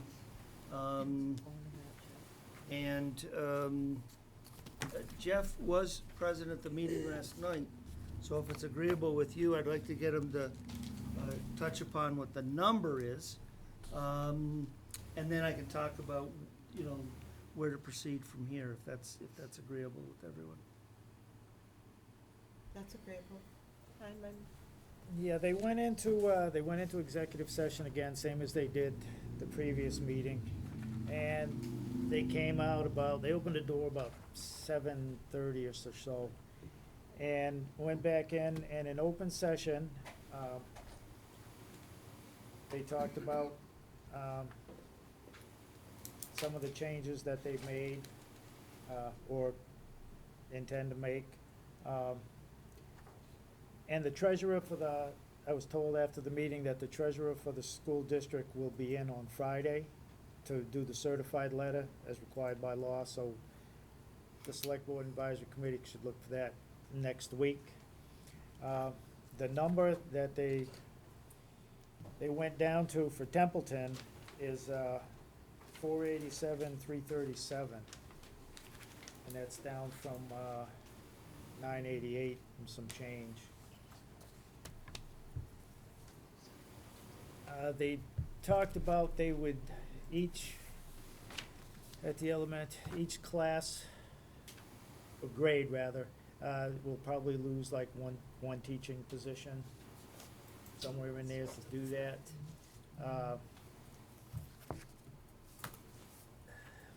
I think they didn't have a vote for it as far as the 7/8 requirement, the 7/8 of the school committee to move students. But there was talk of, 1 through 5 going in one location at Templeton Center, and then Phillipston would be pre-K and K. But I've heard that they as said well. that, but they did not have the formal vote. They didn't do a formal vote, they blew us off. So maybe it's, Cool. and like I said, I just Because took it that's as not what we maybe voted they're for thinking that that the school. budget, No. but they certified a new budget of 19,786,889. And they gave the two different assessments. And I know that's still about 240,000 above what Carter presented at the last meeting of what we could probably comfortably do. And that was, pretty much the gist of the meeting. And no looked like formal it. votes were taken at the school meeting, correct? Was there one formal vote taken? Yes, for the certified, they voted certification. to certify a new budget and They and voted give to that. certify a new budget, but they That didn't was- certify, okay. So, and like I said, they had So they over basically wanna add $240,000 to what, onto our to whack. what Carter right? said, had presented. But anyway, the what's- Templeton's new assessment dropped from 988 to 487. How much did Phillipston drop? Do we know? Their Their assessment assessment their is part is 92,619. 92. So that's right around the 93,000, I think, that they passed at an overrun, Yeah, so, Yeah, that's right around what they passed, right? yep. yeah. So that's the number that they dropped. Thank you, Jeff, for going to that meeting. So a couple of things for you to start to think about, and let's talk about timeline. The clock does not start again for you until we receive the certified budget, but that will be Monday or Tuesday at the latest, I suspect. You must then hold, not call, but actually hold your special town meeting within 45 days. Bear in mind that I need roughly 18 days from your approval of a warrant until you can have that meeting. There's a 14-day notice that must be done publicly. I need about 4 days to do the constable and the Gardner News and those kinds of things. So you don't have to rush to do anything. You have 45 We'll already be days. into the new year. Yes, you will. So doesn't that constitute a 1/12 budget? Right, so now, on the 1/12 budget, let's understand that it's 1/12 or such other number as the commissioner shall determine Thank you. advisable or necessary, and I don't remember the exact quotation. And do please remember, Their choice. for anybody that thinks, let's kick it to the commissioner, because he'll pay attention to what we can afford, he is the commissioner of education. He's not the Not the commissioner commissioner of of proper allocation of resources. Right. He's the commissioner of education. So just, for anybody out there, please just keep that in mind. With respect to setting that 1/12 or such other amount, we did reach out to town council and ask him if there was any process for the community to intervene and voice its opinion on what a proper amount would be. There is no statutory avenue for you. There is, the jawboning and the tub thumping if you want to do that politically. I'm not sure there's a lot of mileage in that. So, as Jeff said, we'd previously reported to you that somewhere's in the 240, 245 range, we'd found some things we were gonna recommend. I'm not gonna say they wouldn't hurt, but they were survivable. The extra $250,000, I am once again stumped as to where we would find it. So you have a couple of options. Option number one is for the moment to do nothing. You have town council coming out on June 19th, who will speak to you about the statute and a variety of matters. And you can make a decision coming out of that. You don't have to do anything right away.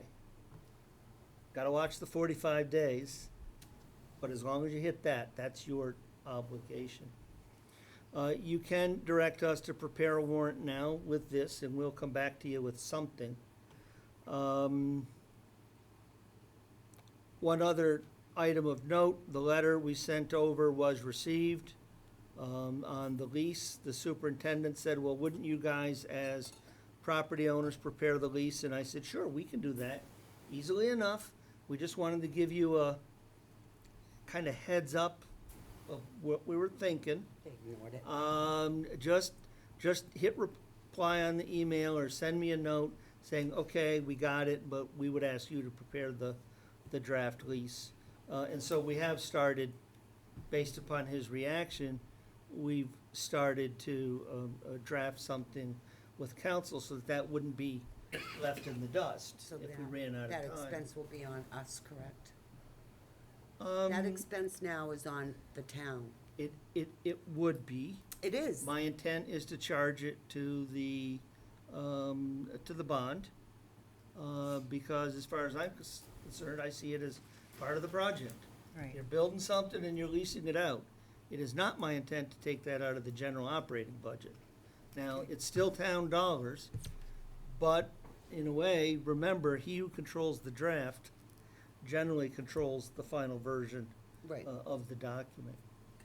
So, we can come to you Wednesday night with a series of proposed cuts and a date for a town meeting and a warrant.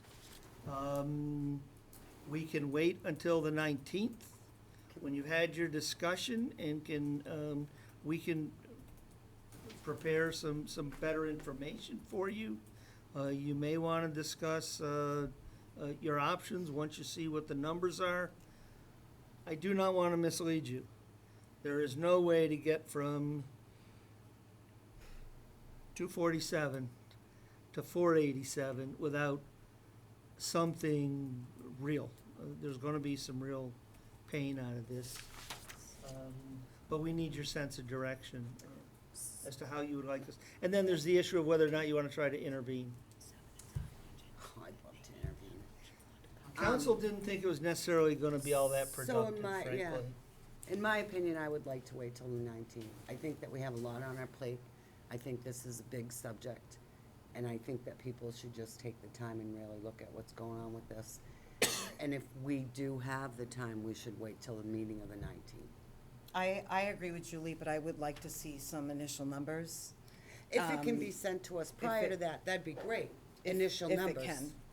If possible. I hate to see you spinning your wheels, but I agree with Julie. I don't wanna I'd lay like it to on next see- week, cause this is. We already this is have. Like, yeah, no, I don't wanna lay it on But next week. we can start to work on that, I just wanna be honest with you. It's That last painful. $250,000, I'm It's gonna frankly, shut down the town of I'm Templeton, frankly and I hope they're struggling proud. even how to envision, I can't even imagine how to get there. So I wanna be talking with department heads, and others. Right, This so will I give don't you see more that as a time. next week agenda Yeah, I item. don't either. I'm not saying next week, because I don't see that as a next week item, because this is gonna be painful. I say the 19th. What do Is you that- say, what Terry do you and guys Jeff? think? Do you think it still gives us a little time, Jeff? If we move it to the 19th? It's time. I mean, I don't think you could come up, that's too short of a time to Yeah, come up that's with what some I'm good thinking. It's too figures, little. It's too because little. I It's just too don't big. see a sense So of you've getting gotta a go to- draft where I can't. He has to go He talk has to to go to department the heads. department heads, they've Right. gotta give him the feedback, that, yeah, 2 weeks I'd like is to a hear what better town thing. council has to say as well. I Me would too. too. Yeah, Jeff, do you agree? 2 Yeah, weeks. no, I don't wanna rush it I into don't wanna Wednesday. I rush mean, I don't wanna wait till the last day, 19th, but okay. I don't either. you got, So then I'm We've got a going little wiggle to, time. I'm going to reach out to the superintendent in the morning, let him know that we're happy to prepare the lease. I've actually started it, but if you could Okay. hit reply and toss the ball back to us, I'd feel a little bit better. And that the board has deferred setting a date for a special town meeting until we can be a bit more reflective as to how we're gonna close the gap and deal with this issue. Is that a Okay. fair? Yes, Yes. yes, yes. it's fair. And just to be clear, the 1/12 budget would be 1/12 of fiscal 19's budget, not, just so people watching understand that. Or whatever number they Therein decide lies the on. kicker, because they would say, plus, Whatever number. we have to open the school, we have to do this, we have Right. to do this. Right. So I will talk with the superintendent in the morning, and then send y'all a bit of an update as to what comes out of that conversation. Okay. The next item on the agenda is an update on the BES cannabis hearing. If I can, I'd like to, Adam's been carrying this project, did a nice job last evening. Did. Could you come up to the table? I'd like to ask him please? to come up to the table, let you know how last night went, and where we're going from here. Oh, sure, whatever works. Wow, you're coming up to the table. That's what she told me to do. Unless I misunderstood you. No, please. We love to have you here. You've done a great job on this project. So did you want me to start on the cannabis hearings, or did you want me to start on the Falls Elementary School? I would just take the hearing last night, use that as your model to work through. Okay. Okay, March 27th, the select board voted to move forward with negotiating a host community agreement with 1620 Labs, Inc. But as you know, we have a retailer that submitted on, right before the deadline for our RFI, and we don't have the authorization right now to have the town administrator negotiate a host community agreement with Royalston Farm. But let's get to the meeting that we had yesterday. We had about 15 people show up with Diane Haley Brooks from the select board, as well as Terry Griffiths in attendance. And it was great to see both of them there presenting, as it is the first step of the cannabis establishment community outreach to have a presentation and a hearing where people can partake, offer suggestions, concerns, and that's the first step in the cannabis, for the Cannabis Control Commission in order to get their license. So in order for us to move forward, as instructed by the select board back in January, when we first went out for the RFI, we need to get that authorization. But with that, I just want to touch upon the Baldwin Elementary School. The letter of intent with One Exchange Street was signed this morning, which offers a minimum of $500,000 to the town of Templeton. We're talking $200,000 cash up front at closing, and $60,000 paid annually for the first 5 years of operations. But because the letter of intent was signed this morning, because we had a deadline for acceptance to June 9th, so that was done. Next is the purchase and sale, as well as the host community agreement, which this board has already authorized, and also doing the zoning. So there's a lot of components, there's a lot of cash at risk here. So it's certainly something that the select board, I know our office has made it a priority, and we need to stay on top of it.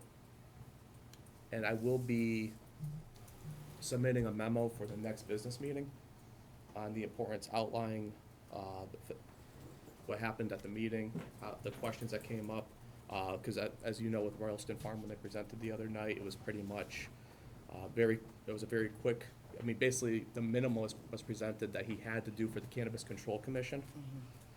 There was no questions on that end. When 1620 came up, it was a more thorough presentation.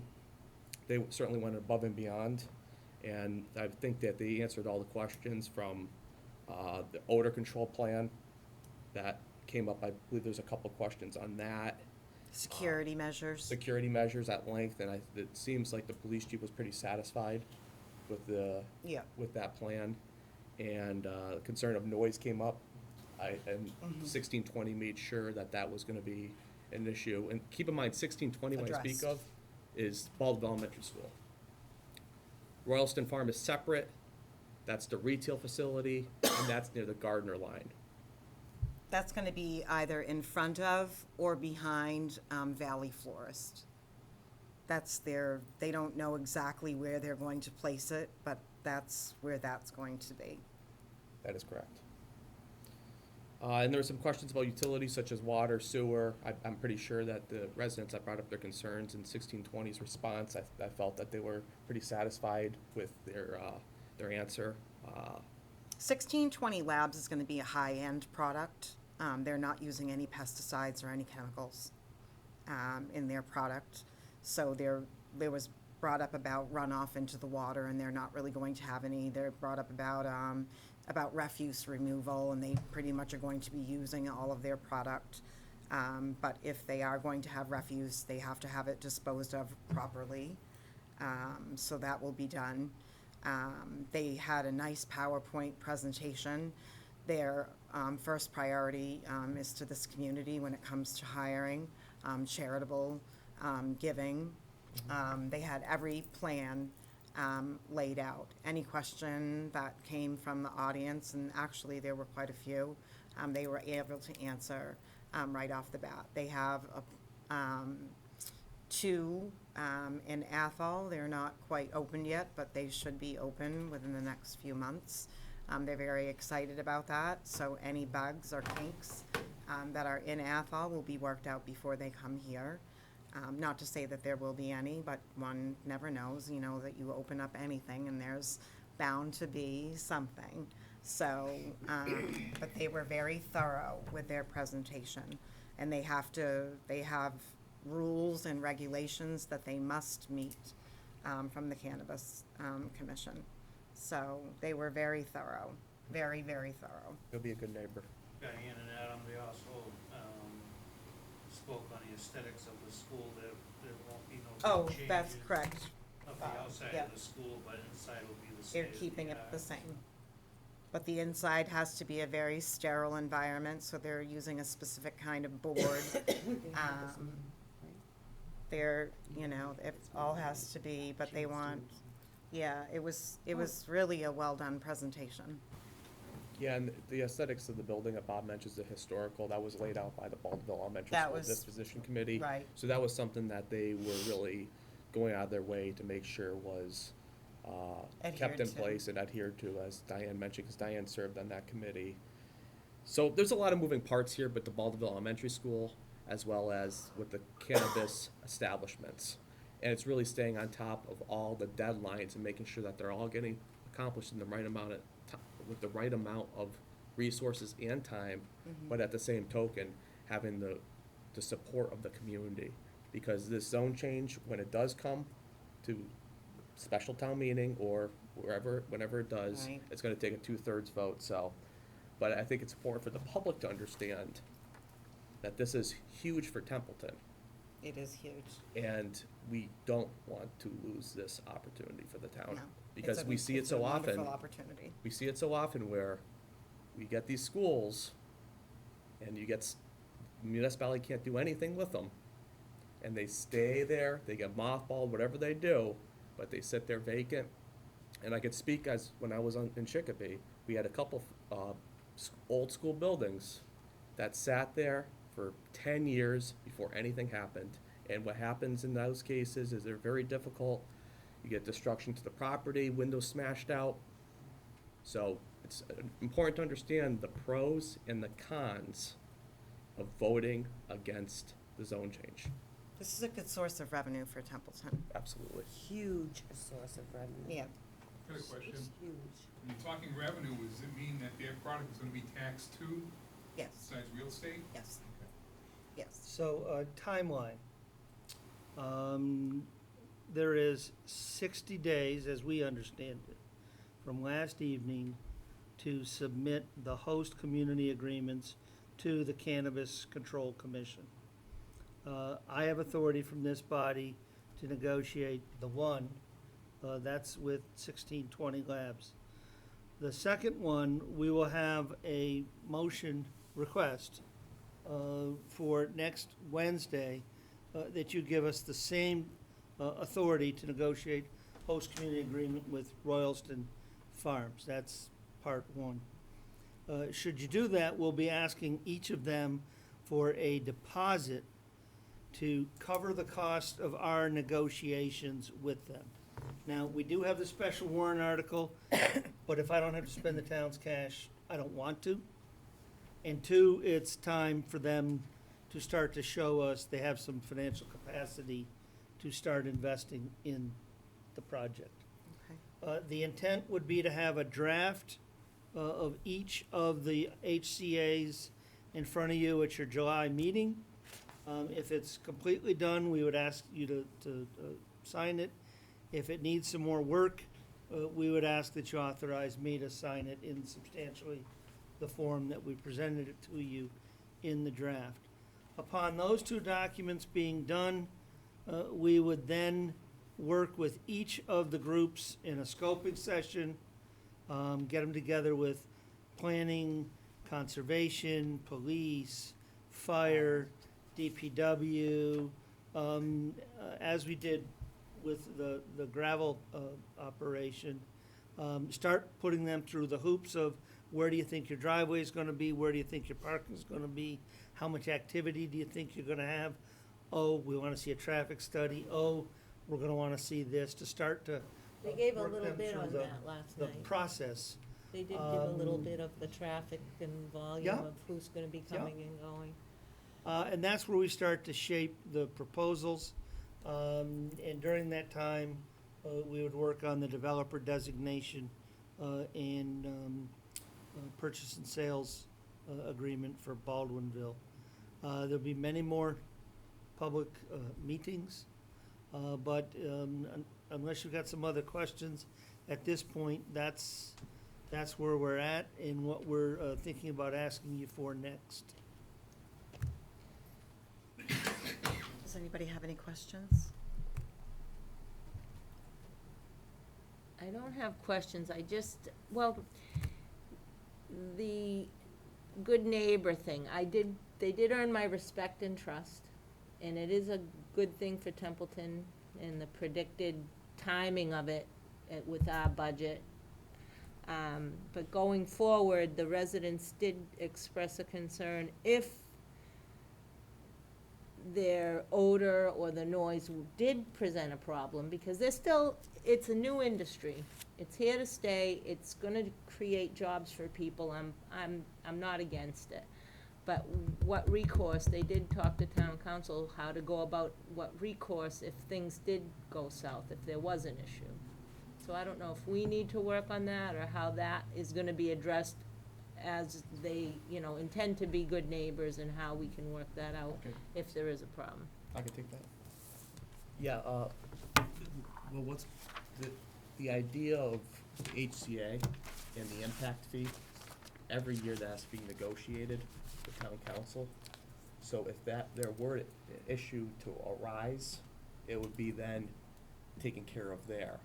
Or, what I believe, because 1620 is that good to people, I think they will correct it themselves before it would escalate to that level, where town council will then have to work it out within the HCA as an impact fee per se. So with that, I believe that they would take care of it themselves before, like I said, it would arise to that level. And correct me if I'm wrong, Mr. Carter. Well, Robert Frost once said, "Good fences make for good neighbors." So back to the, knowing where the curbs are. I think that, one, it would be in the developer designation agreement. But it's important that we make sure that Tom Harrington knows that in drafting the zoning, which would require a special permit, that be of some key import to the neighborhood. And thus, it would become part of their site plan, their special permit. And if they were in violation of that, the town would then have a mechanism, subject to enforcing it and the court process, to revoke the special permit. And that's how you get people's attention. I just want to make clear that through the Cannabis Control Commission, they're only required to have a carbon filter, and they're putting in 2 systems. Exactly. Not just one, they're putting in 2, and they do not have to for odor control.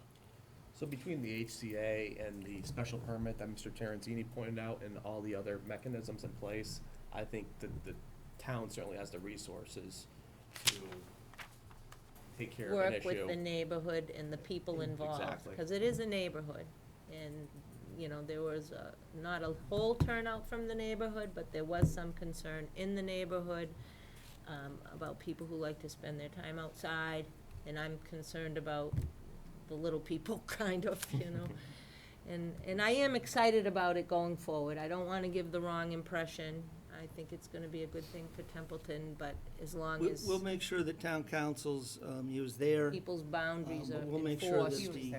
that the draft of the zoning is sure to address odors. Thank you. And unless there's anything else, that's all we have for you tonight. Oh, did you already do the budget process debrief? Oh, I'm sorry, I did not. The last Shame thing on the me. agenda is the budget process debrief. So, each year at the end of the cycle, which isn't quite completely done yet, thank you, school district. We like to ask you what you did like about the process this year, what you didn't like about the process this year. I think that you liked the Saturday based upon the changes to the schedule. Jeff would be commenting with his former advisory committee cap on. Terry wasn't part of that. Mike from his former advisory committee. But what we would like to get within a couple of weeks is the things you did like we should do more of or do a little bit better, or the things you didn't like that we should just plain drop. Maybe you don't like the narratives from the departments. Maybe there was a chart you didn't think we need, or a chart we did need. We'd like to get that so that we can actually start to get ready for the next cycle. I think the narrative stuff in most instances is good because there was a question about some initials, and if you were here for the Saturday, it came up. It was about the the AEDs, and something about dispatch, and that came up. But if you weren't here for the meeting, that question came up way down the road, and I was able to dig through the narrative to find reference to, what it stood for. And, because sometimes I'm looking at it, I'm going, I know what that is, but it's in the book. So it was helpful that way. And we had the information for a good enough length of time. It was on the agenda, the budget, and the warrant. The warrant is kind of hard because you really can't go off it, because if you look at the draft and the final, it was different. There were more articles in the draft than there was in the final, but that is what it is. But again, you put it on the agenda, and it was there for like 5 meetings, and any questions on the budget, any questions on the warrant, and none. And then a couple weeks before pre-town, there were like 50 questions. If the warrant can be finalized before April 10th, the earlier that can be done, the better. What I tried to do as chairman for the last couple of years was kind of have like a pre-town meeting, go over the warrant, so because I hate it, and I know Carter don't like, or whoever shows up at the meeting, it's worse. You advertise, you spend town money for a pre-town meeting, and, well, what about this and what about that? It's a last-minute question, and if you're late for time, you don't have a lot of time. May 2nd and 15th was coming. So I would have a meeting, and I intended to do it, but something came up in the family, and I stranded Carter there by himself, but that's what I had intended to do that night. You go through the warrant and get your questions then, and then we can get them over and get them answered. So at pre-town meeting, you are just looking at the warrant to do your recommendations. So from that standpoint, if the final warrant could get out, before April 10th if possible, a few days, a week is better. It helps that committee out. But as far as the rest of the information, I like the Saturdays better than I did the nights. I may be, I don't know what the President Advisory Committee feels on that, but I like the Saturday. You get it done. We had the stuff for like a week, and no, you don't always catch everything, and you may have questions, but I personally liked the one day, get it done, and you got more time to look through stuff. Because the week stuff was like 2 years ago, we had snow days, and it went from like, I think 3 planned nights to, I don't know, 5, or it got stretched out because stuff just come up. So from my time on the advisory, I liked the one day, the Saturday, and if the final warrant could be out, it just helps, because you can get an idea on things from a draft warrant, but until you get the final stuff, it's kind of hard to even do like the pre thing, That was my thoughts. Thank you. So, again, we've got those comments. I think with the changes to the schedule the other night, Julie certainly weighed in on the Saturday thing, which everybody seemed to like. And now we have locked in a Saturday and one night. So we'll try to do budget on the Saturday and concentrate more on the warrant on that Monday night, so we can try to get wording done a little bit faster. So just be thinking about what that is.